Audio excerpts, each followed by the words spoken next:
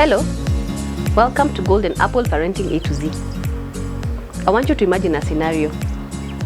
Imagine you and your spouse are out having a walk and then when you get home, your spouse looks at you and tells you, you know, you misbehaved during the walk today. Can you go to your room and think about your behavior? It's very interesting that we use the word behave and misbehave when it comes to children, whereas we don't use that when it comes to adults.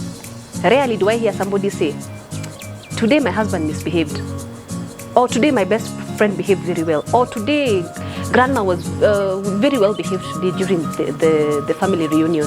So how then do we get to decide when a child behaves or misbehaves?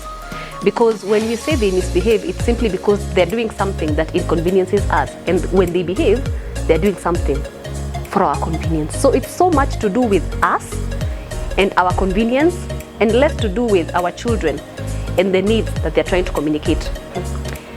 For instance, observe parents when they're out on dinner dates and they have their small children around.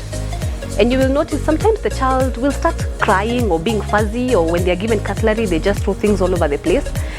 And of course, as a parent, you'll think, my child is misbehaving, you know. And if you look at it, they are embarrassing you. So it is your ego state saying, people are looking at you thinking you're not a good parent as it is. But have you paused and asked yourself what is really happening? Maybe the child is bored. Maybe the child has been seated for too long. Maybe the child is extremely hungry. Maybe they have been ignored to entertain themselves and they're feeling, you know, they need to get your attention. Maybe the environment is too stimulating because it's not the normal home environment that they used to. But here you are thinking, this child is embarrassing me. This is not right. Of course, I'm not saying that you just let it slide, because as a parent, you're the one supposed to model the socially acceptable behavior. But if you're able to look at your child's behavior from a curiosity lens so that you understand they're not doing this to embarrass you, they're not doing this to show people how bad of a parent you are, they're just trying to tell you, mommy, daddy, I need this, I need you to communicate with me, I need you to play with me, I am sleepy, this environment is too stimulating for me.